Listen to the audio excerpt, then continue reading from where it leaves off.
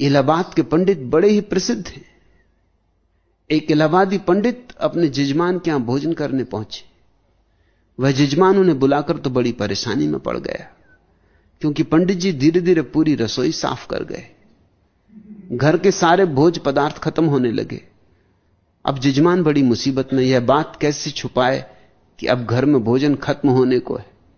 तो उसने पंडित जी से कहा, पंडित जी पानी वानी भी तो पीजिए, पानी तो आपने अभी तक पिया ही नहीं। पंडित जी हंसते हुए बोले, हैं। जजमान, पानी तो मैं आधा भोजन करने के बाद ही पीता हूं।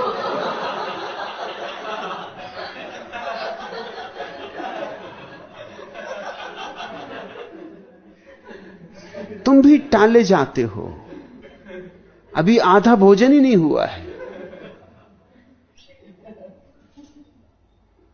अभी जागने का सवाल क्या? अभी तो तुम्हारा मन कहता अभी तो मैं जवान हूं, अभी जागने की बात? ये तो बुढ़ापे की बातें, ये तो वृद्धावस्था की बातें। जब जिंदगी हाथ से छूटने लगती तब जाग लेंगे, अभी तो भोग लें। 2 घड़ी की जिंदगी है, खा लें, पी लें, मौज कर लें। अभी कहां जागना? अभी ये कहां जागने की झंझट? कहीं जाग गए तो फिर खाएंगे, पिएंगे, मौज कैसे करेंगे?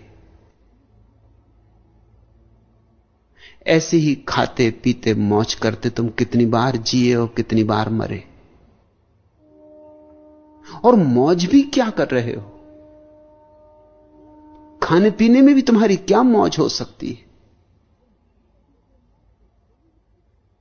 मौज तो सिर्फ एक है जो भीतर जगती, और भीतर जगे मौज तो खाने में भी होती है, फिर पीने में भी होती है, फिर उठने बैठने में भी होती है। श्वास श्वास लेना आनंद का एक अद्भुत अनुभव हो जाता है। लेकिन मौज तो भीतर नहीं है। अभी जो पंडित जी हैं जो आधा भोजन करने के बाद पानी पिएंगे, ये कुछ मौज कर रहे हैं? एक ऐसी कहानी मैंने और सुनी है।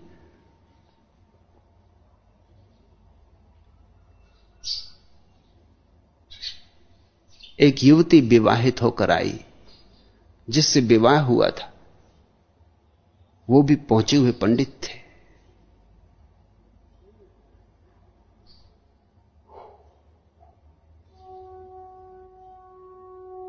लेने आए अपनी पत्नी को ससुराल,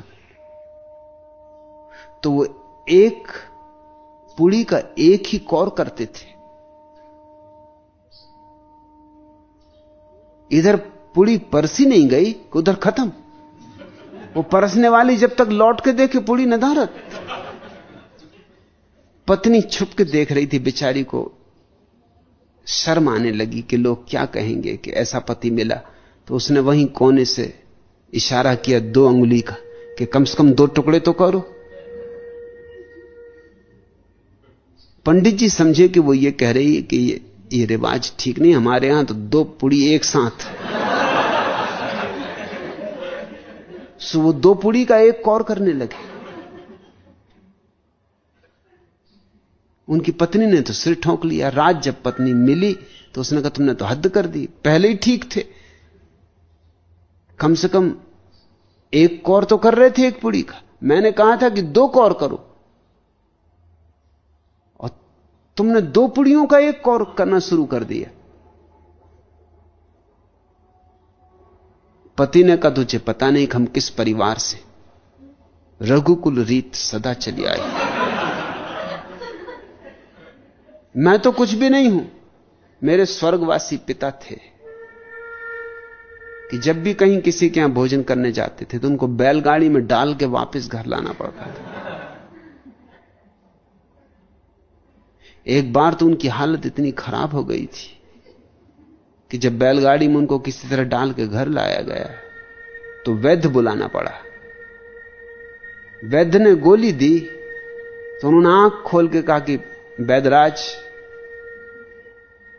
अगर गोली ही खाने की जगह होती तो एक लड्डू और न खा लेते, अब जगह कहां।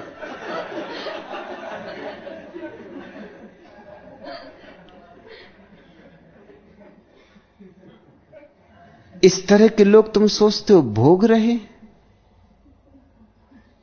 सड़ रहे हैं भोग के नाम पर। इनके चेहरों पर कोई आनंद तो दिखाई नहीं पड़ता, इनकी आंखों में कोई रस तो नहीं बहता मालूम होता, इनके आसपास कोई तरंग तो नहीं है उल्लास की, उत्सव की। खाए जा रहे हैं क्योंकि भीतर खालीपन लगता है, उसको किसी तरह भरना है। और कितना ही खाओ, भीतर का खालीपन भरेगा नहीं, क्योंकि खालीपन तुम्हारी आत्मा में, वो केवल परमात्मा के उतरने से भरेगा, और किसी तरह नहीं भर सकता।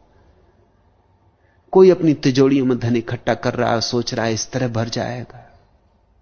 कोई बड़े मकान बनाता जा रहा है और सोच रहा है इस तरह जीवन में अर्थ आ जाएगा। नहीं, अर्थ तो सिर्फ एक ही तरह से आता है, सिर्फ एक ही तरह से, और केवल एक ही तरह से, कि तुम किसी तरह परमात्मा से संयुक्त हो जाओ।